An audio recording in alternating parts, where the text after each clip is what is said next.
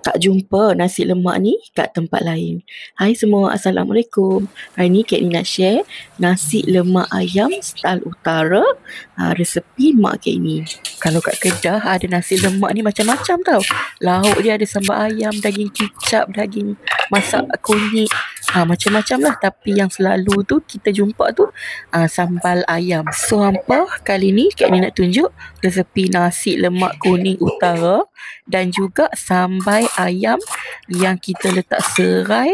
Memang rasa dia padu sangat. Bahan-bahan ni semua kita blend halus.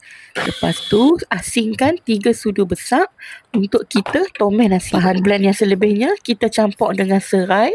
Yang ni untuk kita nak masak sambal ayam. Untuk tomes nasi kita juga perlukan serai yang diketuk dan juga rempah 4 sekawan. Ayam kita goreng dengan garam kunyit dulu. Lepas tu kita akan tomes nasi dulu. Kita akan tomes bahan-bahan untuk nasi. Kemudian dalam periuk nasi atau rice cooker kita masukkan beras, ayak, santan, daun pandan dan juga bahan yang kita dah tomes tadi. Tak lupa garam dan juga kunyit. Kunyit tu nak bagi dia kuning-kuning. Masaklah seperti biasa dalam rice cooker. Kalau nak masak guna dapur gas pun boleh. Kemudian kita akan goreng ayam. Ayam yang kita dah gaul dengan garam kunyit tadi, kita goreng setengah masak saja. Jangan goreng sampai terlalu garing. Biar dalam dia tak masak lagi, dekat luar tu kita dah seal dia punya isi ayam tu supaya dia tak, jus-jus dia tak akan keluar. Nanti bila kita masak dalam sambal, dia akan lebih juicy, lebih sedap. Lepas tu tomes lah bahan yang kita dah kisar tu, masuk cili kisar sekali dengan daun pandan tu, dia akan harumkan sambal. Lepas sambal dah pecah minyak 2 kali tu, baru hampa masukkan ayam yang kita goreng setengah masak.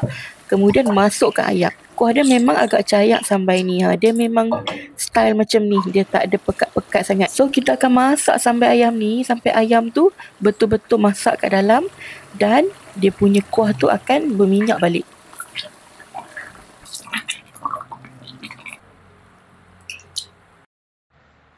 Jom kita tengok kita punya nasi lemak utara ni, nasi lemak kuning ni dah masak elok. Bolehlah kita hidangkan. Hidangkan nasi lemak kuning tadi dengan sambal ayam. Ikutlah nak letak timun ke atau telur. Kalau dekat sebelah utara ni, kadang-kadang dia hidang nasi dengan sambal ayam tu saja. Jadi kita nak hidang kat rumah, kita boleh timun sikit, telur sikit kan. Ini kalau kat utara, ayam tu dia potong kecil lagi dan dia bungkus sekali dengan nasi. Bungkus kecil-kecil tu saja. Memang sedap bila dia dah sebati dengan kuah tu. Nasi tu pun dah meresap kuah tu. Bila makan tu memang sedap sangat. Hampa try lah resepi ni. Memang sedap. Nak buat berniaga pun boleh.